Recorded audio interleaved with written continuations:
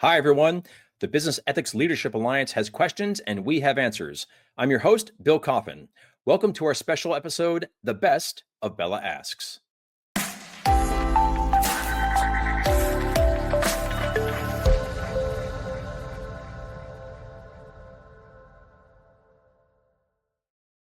A big part of the Ethicast is our BELA Asks segment, in which Erica Salmon Byrne, chair of the Business Ethics Leadership Alliance, answers questions about ethics and compliance posed by the BELA community. Over the course of the year, Erica and I recorded nearly 50 such episodes covering a wide range of topics. We want to thank everyone who submitted a question to the BELA Concierge Service, and we look forward to answering more of your questions in 2025. But for now, we'd like to close out 2024 with a recap of some of our favorite discussions of the year. In this episode, we present a series we did on third parties, which in our age of increasing supply chain risk is as pertinent as ever.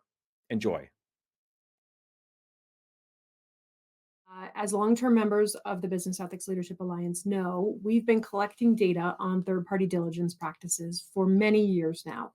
But this year in our ethics quotient, which is of course the survey that we use to underpin all of our benchmarking and to do the world's most ethical companies process, we actually built on the third-party section of the questions to really dive more into this growing risk area, both from a company perspective, right? So, obviously third parties present companies with a lot of risk, but there's also been a lot of regulatory focus in this area. Think of things like the German supply chain, modern slavery regulations. Think about some of the things we're seeing come out of some other regulatory regimes, both in Europe and then here in North America. There's a growing understanding of the interconnectedness of the supply chain and the ways in which good companies can lift up the practices of those that they partner with. So that's part of the reason why I really wanted to do this one as a three-parter, because otherwise we would have been doing an hour and a half long Ethicast.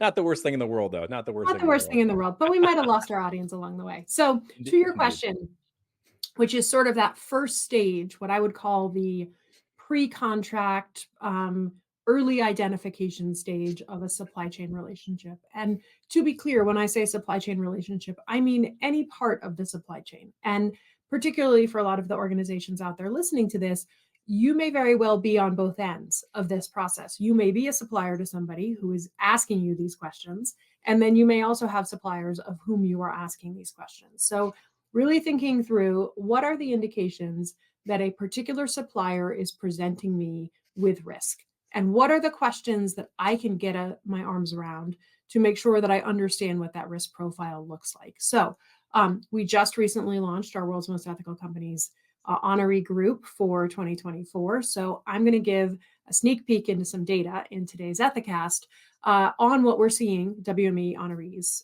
do as it pertains to due diligence. So not surprisingly, they all do it. And they look at a variety of things, right? So the average honoree is looking at between 5 and 7 different characteristics to decide how risky a third party is. So they might be, for example, looking at, and I apologize, I'm going to look over my screen here because I'm actually reading live data.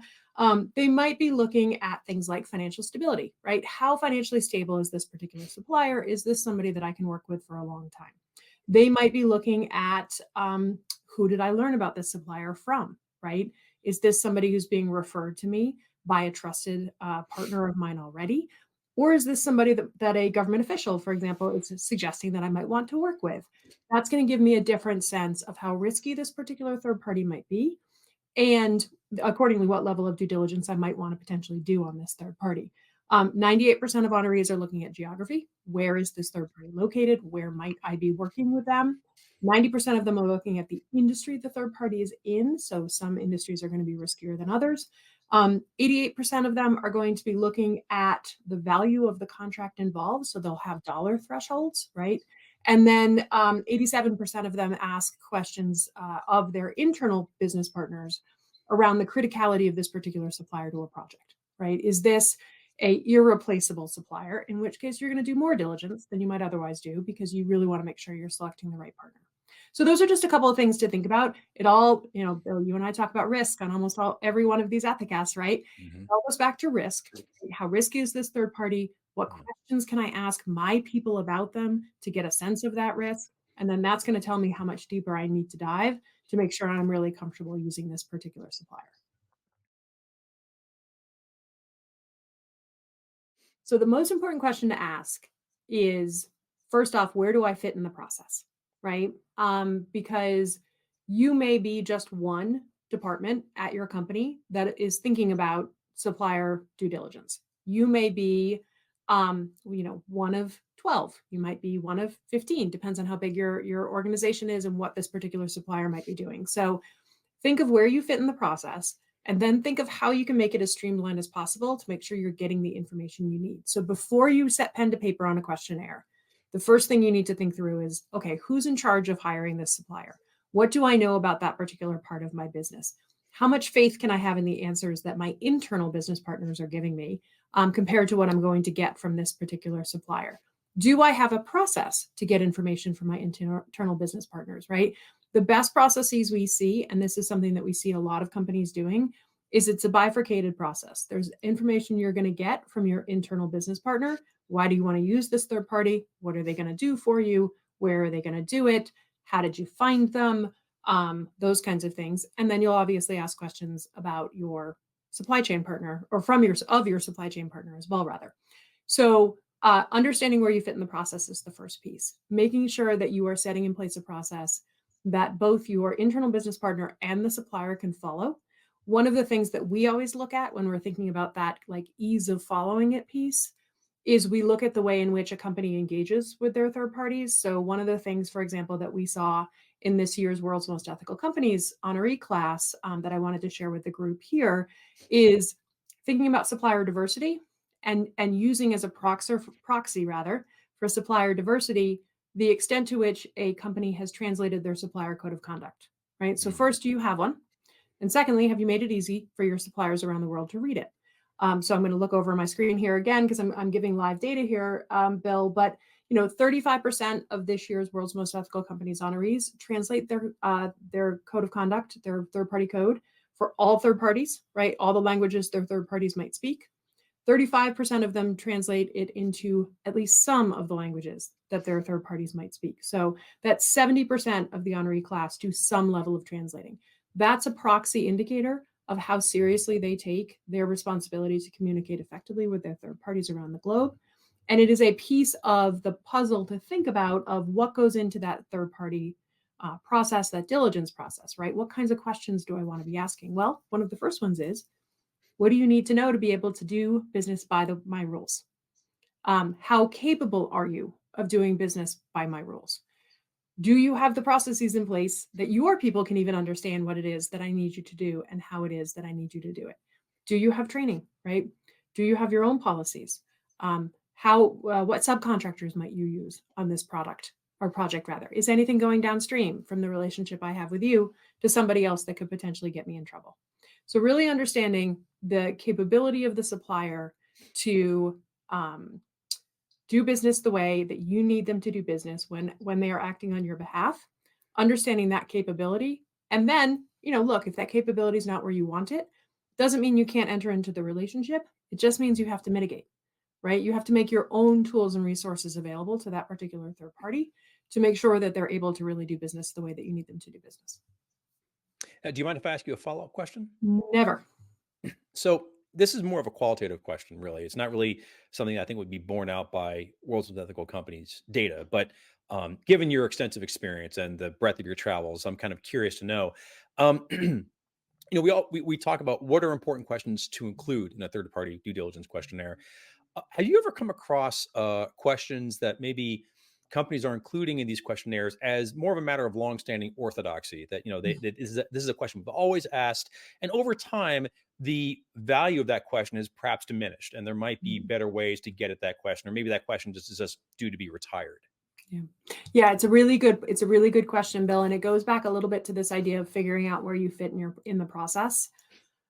Generally speaking, what I am seeing is I see questionnaires that in and of themselves, within the four corners of that particular questionnaire, the questions are good, right? The questions are solid. So I'm not necessarily seeing questions that on their own basis need to be retired. What I am seeing is different departments in the business getting the same piece of information in slightly different ways in a very repetitive fashion that puts an enormous burden on your supplier, right? So I very strongly encourage anybody who's listening to this to think through what they are asking of their partners. And if you really think of them as partners, how can you make it as easy as possible for them to give you the information you need in a fast fashion, in an efficient fashion, in a way that advances the relationship as a partnership, as opposed to, okay, here comes another questionnaire. Let me jump through this hoop. Oh, look, here's another one. I'm going to jump through this hoop. Oh, wow, here's a fifth and an eighth and a 12th. And didn't I answer that question already? And what do you mean I need another form, right? Those are the companies that get that really poison the beginning of the relationship by forcing their suppliers to go through that, or an ongoing relationship, because good due diligence should be something that you're refreshing, right? So if you've got a relationship, with a company that's 10, 12, 15 years old, and you're just continuously making them jump through these hoops, fill out the same forms, in the same way, there's no opportunity to be like, wait a second, this doesn't apply to us. The more rigid you make your process, the more challenging you make it for people to do business with you. So the first thing you want to ask yourself about your onboarding process is going to be, how have I risk ranked my suppliers in the first place? And you and I spent a lot of time talking about risk ranking in the first episode of this particular series. So really thinking through the risk ranking piece, because the risk ranking piece is then going to inform how you think about your onboarding program for your third parties. So higher risk third parties doing certain kinds of work, you're going to spend a lot more time with them than you're going to spend with lower risk third parties whose answers to your questionnaire might indicate that they have a very robust compliance program already and they don't really need your help, right? So that's part of why you kind of want to go back to that risk ranking piece. The purpose of a good onboarding program is to do a couple of things, kind of much like the purpose of onboarding a new employee at your company. You can think of it very similarly. I want to set expectations with this particular third party of how we do business here. I want them to understand where they can go to get answers and if they have questions, and sort of open those channels. And I want to give them the information that they need to be able to be set up for success. So if you think about it from that perspective, right? How do I make sure I set expectations? How do I open a door to a conversation? And how do I set people up for success? That is the way to think about structuring a good onboarding program for a third party. One caveat on the onboarding program: don't have it just be for new suppliers. You can onboard a third party at any point in your third party journey, right? Maybe you send people through when your primary contact changes at the company you're working with, if it's a high risk, high priority third party. Maybe you send people through at contract renewal, right? Your contract's expired, you've got a new contract, you updated your due diligence at contract renewal, you can update your onboarding at contract renewal. Maybe you've rolled out a new third party code of conduct. Great opportunity to go back to all of your key third parties, make sure that they have seen it, they understand it, they have an opportunity to ask questions about it. So those are just a couple of ideas of how to think about your onboarding. The other thing I would encourage people to think about is what does ongoing communication look like? And so we particularly love seeing when companies are focused on raising the practices of their third parties, right? Sharing their own material with their third parties, for example, thinking through an opportunity, if you are going to Brazil and you're going to be doing a training for your own people, inviting a few of your key business partners to attend that training, right? It's an opportunity to build a relationship, and it's also an opportunity to disseminate information. So there's lots of ways to think about that idea of bringing along your key third parties, your higher risk third parties, as they work through the journey. Well, Erica, really appreciate the level of expertise and interest you bring to these matters. It's so informative to everybody, but especially to members of the BELA community. So thank you again for coming to the show and for sharing your insights. Absolutely, Bill. My pleasure. And to all those BELA members out there, two things. First off, keep those questions coming. Second, I hope I see you at BELA Day at the Global Ethics Summit, because I'm going to do a long form version of BELA Asks with a really lovely look back on the last year of questions that we've gotten from the BELA community and some of the insights. So if you've been enjoying this series and you're a member of our BELA community, don't miss BELA Day at the Global Ethics Summit this year. To learn more about BELA, please visit ethisphere.com/BELA to request guest access to the Member Resource Hub and to speak with the BELA Engagement Director. And if you have a question that you would like answered on BELA Asks, be sure to use the BELA Concierge Service, and we'll get to your question just as soon as we can. I'm Bill Coffin, and this has been a special BELA Asks episode of the Ethicast. For more episodes, please visit the Ethisphere YouTube channel at youtube.com/ethisphere. If this is your first time enjoying the show, please make sure to like and subscribe on YouTube, Apple Podcasts, or Spotify. Thanks so much for joining us. And until next time, remember, strong ethics is good business.